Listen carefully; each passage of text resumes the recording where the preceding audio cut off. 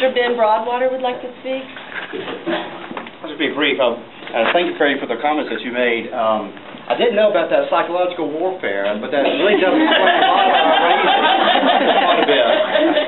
You know, a lot of times when sons come along, they're expected to follow in the father's footsteps and take what the father has done and carry the business on and take it up a notch and, just take it life one step farther.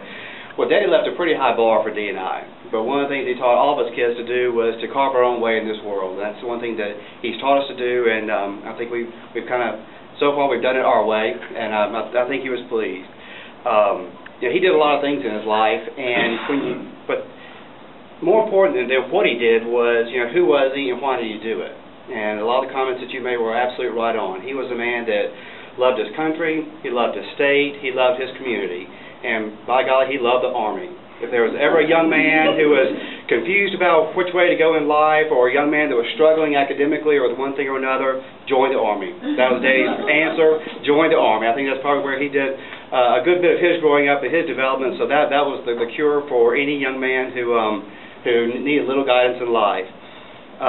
He was also a servant.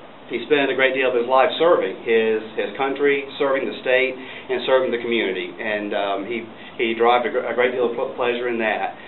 And with men, I don't begin to understand women, but with men, when you face challenges, you face circumstances, you face life-threatening challenges that you do in combat and in war situations, there's a bond that develops there.